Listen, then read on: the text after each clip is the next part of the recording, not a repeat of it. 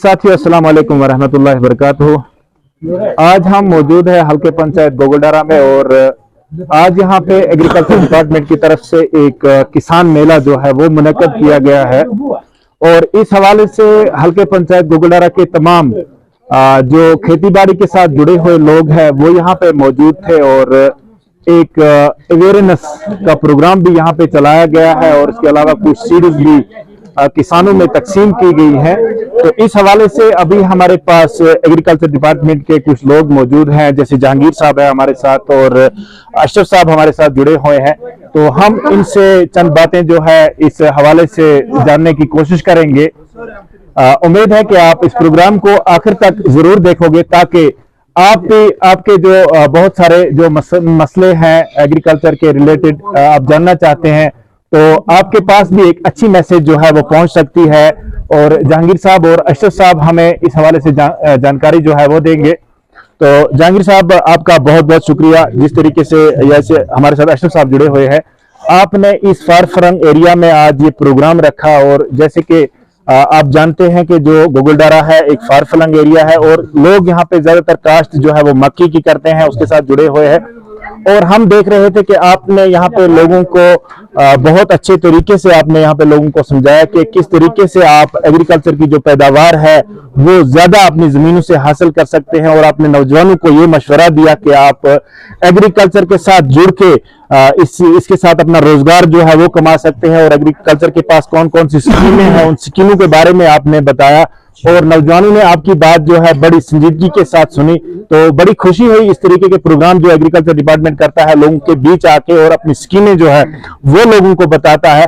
तो जहांगीर साहब, हम सिर्फ आपसे ये पूछना चाहेंगे कि कौन कौन सी ऐसी स्कीमें हैं आपके पास। जैसे कि आप जानते हैं गोगलडारा जो है यहाँ पे मक्की की फसल होती है, हम इसी हवाले से आज यहाँ पे बात करेंगे। तो किस तरीके से लोग जो है अपनी जमीनों से ज्यादा मक्की की पैदावार या जो वेजिटेबल यहाँ पे सब्जियां वगैरह लगाते हैं, एक तो वो अपने घरों में इस्तेमाल करेंगे और उसके अलावा ये बाहर जाके मंडियों में जो है इसकी फरोख्त करके अपनी इनकम जो है वो बढ़ा सकते हैं। तो कौन कौन से ऐसे बीज आपके पास है जो आप लोगों को देते हैं और क्या मैसेज रहेगी आपकी तरफ से लोगों को कि किन बीजों का इस्तेमाल करना चाहिए ताकि उनकी पैदावार जो है वो ज्यादा निकले। जी मुश्ताक साहब, आपने बहुत ही खूब कहा कि ये जो एरिया है यहाँ पे ज्यादातर मक्की की काश्त होती है। जी जो लोकल है, लोकल और हाइब्रिड डिपार्टमेंट ऑफ एग्रीकल्चर हमेशा प्रोवाइड करती है हाइब्रिड में, यानी कि आपने ये लगाया होगा यहाँ पे एक ही जगह, आपने डिफरेंशिएट भी किया होगा कि हाइब्रिड की प्रोडक्शन क्या निकलती है और लोकल की क्या निकलती है। आपने देखा होगा कि बहुत से फील्ड ऐसे हमने यहाँ देखे हैं जहाँ पे आप ही ने लगाए हैं, बहुत जगहों पे से जो हाइब्रिड भी लगाया एक साइड में, दूसरे साइड में आपने लोकल लगाया। आपने उसका ये किया है, मुताला किया है किसमें ज्यादा पैदावार आपके हिसाब से किसमें निकला ज्यादा पैदावार, हाइब्रिड में ही। जी हाँ, रही बात वेजिटेबल की, वेजिटेबल जो है यहाँ पे हम वेजिटेबल कर सकते हैं कि वेजिटेबल तो चलता है रहता है हमेशा। वेजिटेबल के लिए हमें आपको अशरफ साहब ने अभी भी बताया कि ये जो यहाँ का यूथ है, बेरोजगार यूथ, उनको हम एक इसको क्या कहते हैं ग्रीन हाउस बना देंगे, उसमें तो कम से कम 2 लाख रुपए का फायदा उनको आएगा। कम से कम कम्युनिटी बेस पे होना चाहिए, कम से कम 10 लड़के होने चाहिए उसमें, क्योंकि एक टीम बनेगा, वो उस पर काम करेगा, जो उधर से निकलेगा उन्हीं को फायदा आएगा। उसमें तो उनको नियर अबाउट 25 to 30,000 का खर्चा आएगा, बाकी देगा गवर्नमेंट। हाँ, सब्जी जो लगाते हैं हम यहाँ, सब्जी में ज्यादातर जो हम लगाते हैं फर्टिलाइजर। आजकल का जो दौर है आपको पता है कि बीमारियां ज्यादा हो रही है, फर्टिलाइजर से ज्यादा हमें नुकसान पहुंचता है। आपको हमारी ये एडवाइस है कि जो घर में कूड़ा निकलते हैं, घास फूस निकलते हैं, उसको एक पिट बनाए, वर्मी कंपोस्ट पिट बनाए, यानी कि घरेलू खाद इस्तेमाल करिए। मैंने देखा है कि आप बड़े ही इसमें एक्सपर्ट है, आपने पहले ही बनाया अपने घर में वर्मी कंपोस्ट पिट, या दूसरा मैंने इधर भी देखा है उसके घर में भी छोटे छोटे वर्मी कंपोस्ट पिट्स लगाए, उनमें जो हमें निकलता है काऊ डंग, उसमें काऊ डंग लगाए डिकम्पोज करके, या कीड़ा कीड़ा निकलता है उसमें लगाए। तो फिर उसमें से क्या करें, डक्कर करना है, जब कंप्लीट होगा उसमें से वो निकले और उसमें से खाद बनती है, अच्छी सी खाद, वही लगाए सब्जी में। जी जहांगीर साहब, मैं आपको बीच में रोकना चाहता हूँ। जिस तरीके से हम यहाँ पे देख रहे हैं, क्योंकि हम यहाँ के लोकल भी है और हम यहाँ पे ये देखते हैं कि जो हमारे पास रिवायती बीज होते हैं, सीड्स होते हैं, मक्की के हैं या फिर जो बाकी हमारे पास वेजिटेबल है, सब्जियों के जो है, जो हम रिवायती लगाते हैं, जब हम उसकी पैदावार देखते हैं, जब हम उसकी सिचुएशन देखते हैं ग्राउंड लेवल पर वो क्या रिजल्ट दे रहा है, तो वहां हमें ये लग रहा है कि वो 0% रिजल्ट जो है हमारे पास आता है जब हम महकमे एग्रीकल्चर की तरफ से जो बीज हमें दिए जाते हैं या मशवरा दिया जाता है आप कौन सा सीड जो है अपनी जमीनों में इस्तेमाल कर सकते हैं, जब हम वो इस्तेमाल करते हैं तो पैदावार जो है वो बढ़ती है और जो उसका दरख्त होता है वो भी सेहतमंद होता है और उसके साथ जो वो बूटियां लगी होती हैं वो भी 2 to 4 तो फसल जो है उसका जो मिकदार है वो अच्छा खासा निकलता है। ये हमने प्रैक्टिकली भी देखा है। लेकिन जहांगीर साहब, जरूरत इस चीज की है कि इन दूर दराज इलाकों के जो लोग हैं, जहां पे अभी नेटवर्क नहीं है, जहां पे कोई कम्युनिकेशन नहीं है उस तरीके का, या फिर जहां पे मैसेज जो है वो बाकी जो इस वक्त ये सोशल मीडिया वगैरह है इसके जरिए मैसेज नहीं पहुंचती है, तो उन लोगों तक ये मैसेज पहुंचाने के लिए आप किस तरीके के प्रोग्राम चलाते हो? जैसे हमने आज यहाँ देखा है, बड़ी खुशी हुई। क्या ये प्रोग्राम आगे के लिए भी हमें देखने को मिलेंगे? जी इंशाल्लाह आगे भी चलेगा ये प्रोग्राम। देखो जी, आपने कहा कि नेटवर्क क्या है, ये जो गगलडारा और बुद्रकूट है, हमने ऑलरेडी यहाँ पे एक प्रोग्राम किया है ऑर्गेनिक की मैसेज है, उसमें भी हम ट्रेनिंग कैंप करते हैं, उसमें भी अवेयरनेस कैंप लगाते हैं, हम लोगों को पता है। देखो आपने भी देखा होगा कि गगलडारा में या यहाँ पे हमने बहुत मेज लगाई ऑर्गेनिक की, वेजिटेबल भी दिया, यहाँ पे बहुत से क्रॉप्स दिए, हमने वेजिटेबल क्रॉप्स दिए हैं, यहाँ हमने मेज दिया। आपने देखा होगा कि पैदावार कैसा निकलता है। हम ये प्रोग्राम इंशाल्लाह आइंदा भी करेंगे और लोगों को अवेयर भी करेंगे हमेशा। देखो गर्मी का मौसम हो या सर्दी का मौसम हो, इंशाल्लाह हम हमेशा आएंगे गगलडारा। तो जी तो जहांगीर साहब, एक और बात हम आपसे जानना चाहेंगे, जैसे कि जो हम इन अपनी खेतों में, अपनी सब्जी में, अपनी मक्की में जो हम खादों का इस्तेमाल करते हैं, जो केमिकल वगैरह होता है, तो सुनने में आया है कि जो खादें हम अपनी जमीनों में इस्तेमाल करते हैं, अपने फसल के लिए इस्तेमाल करते हैं, ये मुज़र सेहत होती है और ये सेहत के लिए अच्छी नहीं होती है। हालांकि आपकी तरफ से हमने ये भी देखा है, इस तरीके के प्रोग्राम भी चलाए जाते हैं कि अपने घरों में खाद जो है वो तैयार कीजिए और वो इस्तेमाल कीजिए जमीनों में, अपनी फसल में, उससे आपकी सेहत भी अच्छी रहेगी और खर्चा भी कम आएगा और अपने घरों से जो ये कूड़ा करकट या वगैरह जो भी है वो निकलता है, उससे खाद बनती है। तो उसके लिए आपका महकमा जो है वो क्या कर रहा है? जी हमारा महकमा जो है ये सब्सिडी पे वर्मी कंपोस्ट पैकेज देते हैं जी। इस साल हमने एक प्रोग्राम में गगलडारा और बुद्रकूट में कम से कम 50 के करीब ही वर्मी कंपोस्ट पैकेज दिए जी। हाँ जी, ये जो प्रोग्राम है हम इसके बगैर भी देते हैं कि सब्सिडी बेसिस पे वर्मी कंपोस्ट किट्स। तो जी अशरफ साहब हमारे साथ है, हम अशरफ साहब मजीद जानने की कोशिश करेंगे। यहाँ मैं एक बात आपसे अर्ज करना चाहता हूँ कि देखिए ये जो सेहत का मामला है ये सिर्फ इंसानी सेहत का ही मामला नहीं है जी, बल्कि ये हमारे मवेशियात का भी सेहत का मामला है। और जो खासकर हमारी मिट्टी जहाँ से हमें फसल निकलती है उसका भी मामला है। देखिए जब हम वो खादें जो हम आमतौर पर दुकानदारों जिनको हम केमिकल फर्टिलाइजर्स कहते हैं, तो ज्यादातर यहाँ का जमींदार, यहाँ का किसान 3 ही खादें देता है। एक तो है यूरिया जिसमें नाइट्रोजन होता है, दूसरा है डाई जिसमें फास्फोरस होता है, तीसरा है पोटाश। लेकिन पौधे को सिर्फ इन ही 3 न्यूट्रिएंट्स की जरूरत नहीं है, उसमें बहुत मोर देन 60 न्यूट्रिएंट्स की जरूरत होती है। और जो हम घरेलू खाद बनाते हैं, जैसे हम सब्जी का छिलका या फ्रूट्स का जो छिलका होता है उसको हम इस्तेमाल करते हैं, तो उसमें ऐसे जब वो खाद बनती है ना ऑर्गेनिक, तो उसमें सब ऐसे सब न्यूट्रिएंट्स मौजूद होते हैं जो हमारे मिट्टी के लिए और हमारे पौधे के लिए जरूरी होते हैं। और नेचुरली जब पौधे में वो न्यूट्रिएंट्स जाएंगे तो हमें भी वो न्यूट्रिएंट्स मिलेंगे।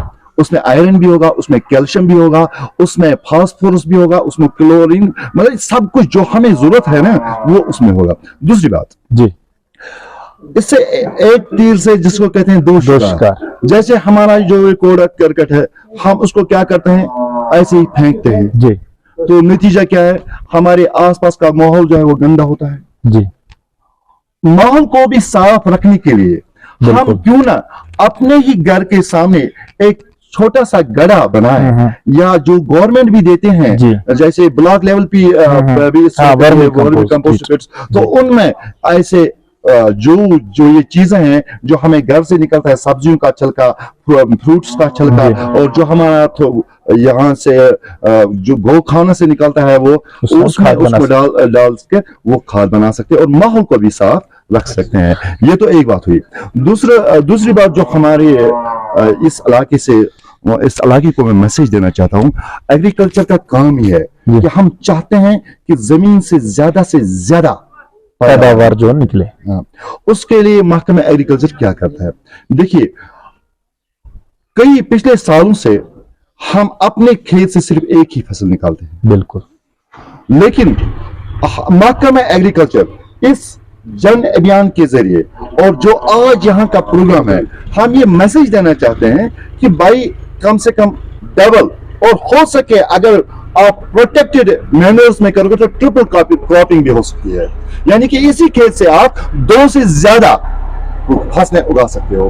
और आपने अभी बात की मक्की की, देखिए हम इतना ही नहीं चाहते हैं कि हम हाइब्रिड सीड्स को देंगे, क्वालिटी वाला सीड देंगे, वो तो हम देते रहते हैं। हम चाहते हैं कि हमारा जो फार्मर है वो पूरी तरह से इक्विप्ड होगा, मैकेनाइज्ड होगा।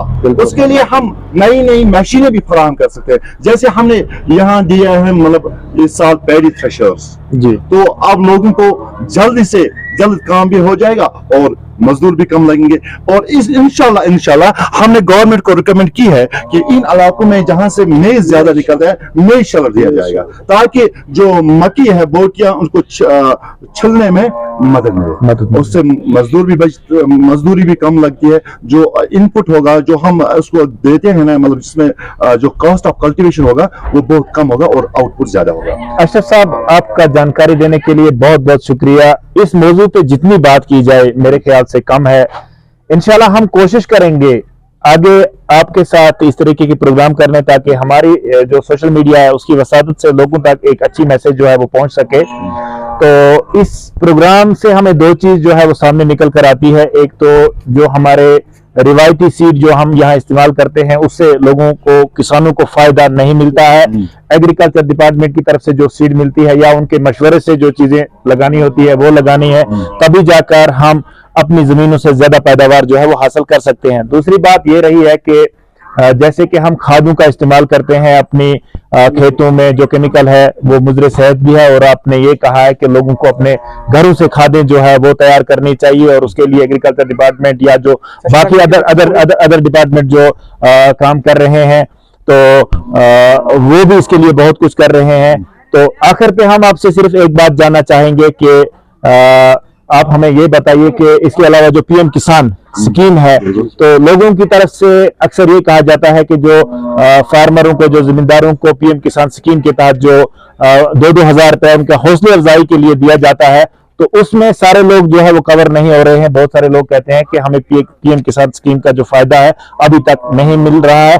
आप हमें शॉर्ट में ये बताएंगे कि जो जमीन, जो किसान अभी तक उसका फायदा नहीं उठा रहे हैं, उनको क्या करना चाहिए? देखिए, हर एक बात लोग किसान एक बात कहेंगे, महकमा एक बात कहेगा, दूसरी बात कहेंगे, लेकिन सबसे ज्यादा जो इसमें मैटर करता है वो है प्रैक्टिकल सबूत जी। अगर कोई भी इस वक्त भी कोई भी किसान जिसके नाम पर अपनी जमीन है वो इंदराज नहीं हुआ है, वो अभी इस स्कीम में दर्ज नहीं हुआ, मैं गारंटी के साथ कहता हूं कि वो अपने कागजात हमारे सामने लाए, पेश करें और उसको 7 दिनों के अंदर अंदर ही उसमें दर्ज किया जाए।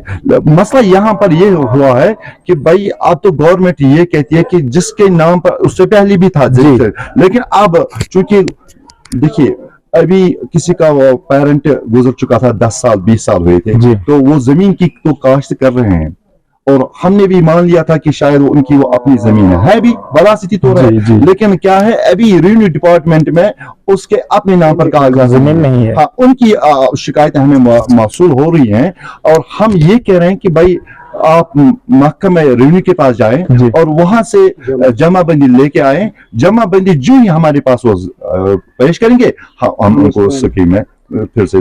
तो हमारे जो नाज़रीन देखने वाले हैं उनके लिए यही मैसेज है कि जिन लोगों को पीएम किसान स्कीम के तहत अभी तक 2000 रुपए जो है वो नहीं मिल रहे हैं, तो एग्रीकल्चर महकमे की तरफ से उनके लिए ये मैसेज है कि वो अपना राब्ता जो है वो पटवारी साहिबान के साथ करे, महकमे माल के साथ करे।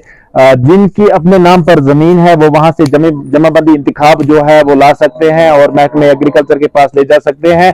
तो वो लोग जो है वो पीएम किसान स्कीम के दायरे में जो है वो आ सकते हैं। तो लास्ट पे आपकी मैसेज क्या रहेगी जो हमारे देखने वाले नाजरीन है उनसे, कि उनका राब्ता जो है आपके साथ किस कदर होना चाहिए? मैं हमेशा यही चाहता हूं कि महकमे ज़राअत और किसान के बीच एक मजबूत रिश्ता रहना चाहिए। और माशाल्लाह आज तो सोशल मीडिया का जमाना है। मैं हर एक जमींदार भाई से ये कोशिश करता हूं, ये अपील करता हूं कि भाई प्लीज प्लीज आप हमसे जुड़े रहें। अपने फोन नंबर्स हमारे महकमे जो मुलाजमी इस साइड का है उसके नाम पर उसके दे दें, और ताकि वो उसको, हमने एक ग्रुप बना है एग्रीकल्चर फार्मर्स ग्रुप, उसमें वो उसको दर्ज करके उस सब स्कीमें जो भी हमारे पास हैं उसकी डिटेल्स, और हमारे दफ्तर में इस वक्त कौन सी सीड्स अवेलेबल है वो उसको हर वक्त दस्तयाब होगी उस ग्रुप है। तो आपका भी जहांगीर साहब बहुत बहुत शुक्रिया, अशरफ साहब आपका भी बहुत बहुत शुक्रिया टाइम देने के लिए। इंशाल्लाह आने वाले वक्त में आपके साथ दोबारा हम जरूर मुलाकात करेंगे और आपसे ये उम्मीद रखेंगे कि आप इस तरीके के फार फ्लंग के जो एरिया है जहां पर इस वक्त बहुत सारी मुश्किलातों का सामना है, क्योंकि यहाँ पे ट्रांसपोर्ट नहीं है, बाकी चीज नहीं है, और हम अपने जरिए जो है इस मैसेज को इंशाल्लाह पहुंचाने की कोशिश करेंगे। तो आपका बहुत बहुत शुक्रिया।